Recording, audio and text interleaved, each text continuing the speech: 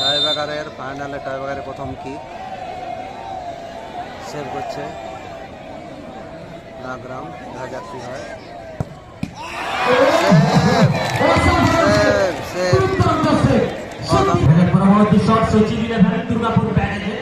সচিন 11 প্রথম শট, নাগরাম 1 গোলে এগিয়ে গেছে। এরপর সচিন 11 কি করে দেখা যাক। বাইরে, এরাও বাইরে, দলই কেউ স্কোর করতে পারলো না। সচিন 11 1-0, নাগরাম 1-0।